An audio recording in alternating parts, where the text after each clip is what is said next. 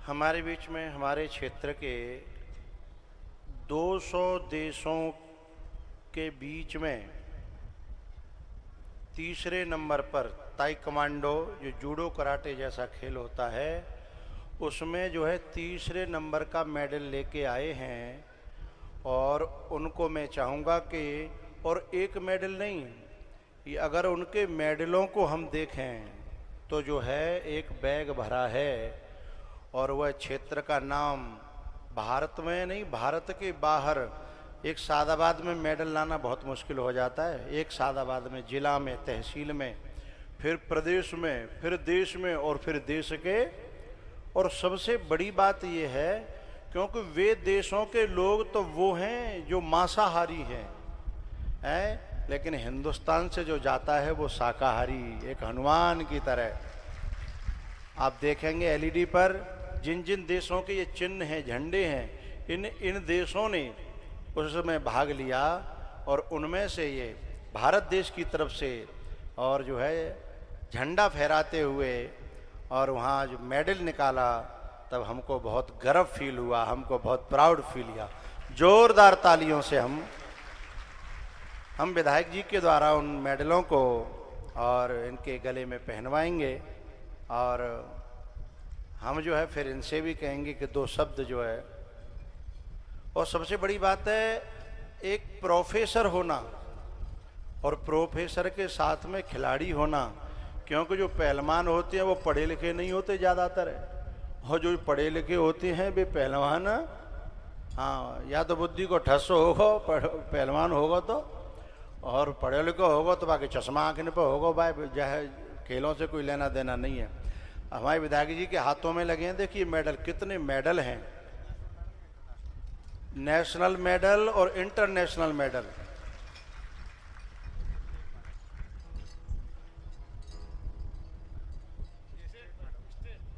अच्छा, ये state medal है, ये नेशनल और वो इंटरनेशनल है।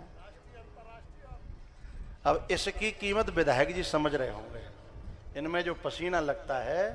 तो विधायक जी ने मेरे कान में ये भी कहा कि मैं हर तरह से साथ हूँ और मैं बहुत खुश हूँ और मेरे क्षेत्र के खिलाड़ी हैं, मैं प्राउड फील करता हूँ। मेरे कान में कहा, मुझे अच्छा लगा। तो वो है, अब जो है ना, जो इंटरनेशनल मेडल हैं उनको गले में आप पहनाएंगे।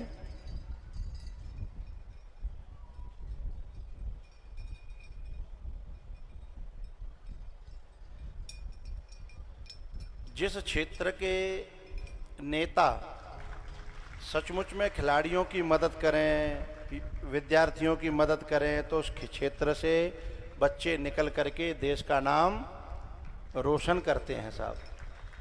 जोरदार तालियों से हम स्वागत करेंगे। अब मैं चाहूँगा कि विधायक जी दो शब्द बोलेंगे भी कि मैं कितना प्राउड फील कर रहा हूँ, ये बताएंगे। बहुत बहुत धन्यवाद गुरुजी।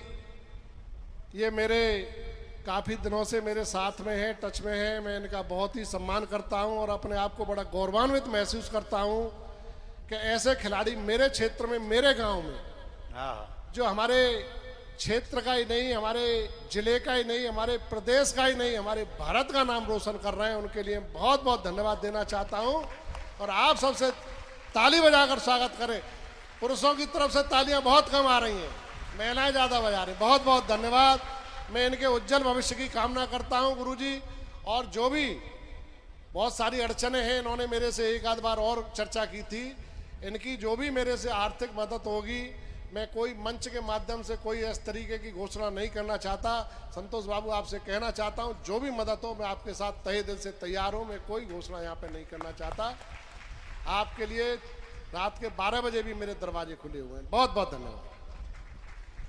अब हमारे संतोष जी, हाँ हाँ, ये मेरे नीचे बच्चा रहता है, हाँ, कोई बात पड़ेगी तो ये आपके पास आना, नंबर जो पर्सनल। अब संतोष जी को माइक दे।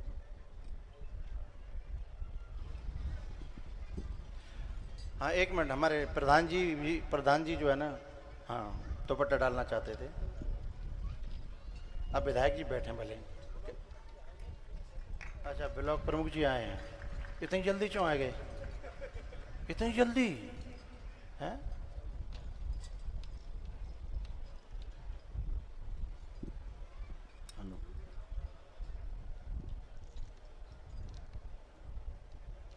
ठीक है, अब बैठो, सभी लोग बैठ जाओ। ठीक है, ब्लॉक पर, हाँ, ब्लॉक प्रमुख जी की तरफ से मैंने स्वागत स्वीकार कर लिया सभी का। ठीक है, अब आप बैठो, समय का अभाव है इसीलिए मैं क्षमा चाहूँगा। अब आप बैठो। हाँ,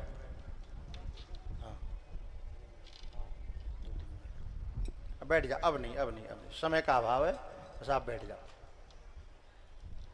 व्यासपीठ पर विराजमान परमात्मा के स्वरूप में सदगुरुदेव जी भगवान मेरे सम्मुख मेरे हिंद के वासियों, श्री राम और सीता के रूप में भगवत प्रेमियों और मेरे संतजनों और मेरे आदरणीय विधायक जी और पधारे हमारे बीच में ब्लॉक प्रमुख सैपू जी और दूर दराज से आई हुई मेरी भारत की जनता, मैं सभी के सम्मुख बारंबार वंदन, अभिनंदन, प्रणाम, साष्टांग दंडवत सभी के चरणों में। मैं इस लायक नहीं हूँ, पर गुरुदेव जी ने मुझे इतना बड़ा मंच बोलने के लिए दिया है, इसके लिए बहुत बहुत साधुवाद गुरु जी के चरणों में।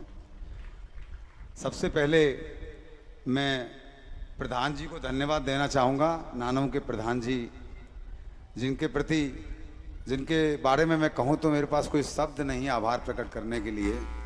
इतना सुंदर भगवान की लीलाओं का जो मेला, मद भागवत कथा का जो आयोजन, और पिछले आज 7वां दिन है, पिछले 6 दिनों से जो भगवत रस की वर्षा हो रही है, ऐसा लगता है कि साक्षात गंगा जो है वो भागीरथी जी, जो हमारे यहाँ पे परीक्षित जी हैं, वो भागीरथ का काम कर रहे हैं और गंगा में ऊपर इनके मस्तक पर साक्षात गुरुदेव जी जो शंकर भगवान के रूप में विराजमान हैं और हम सभी को जो करोड़ों जन्मों के हमारे पाप कर्म हैं उन्हें धो रहे हैं।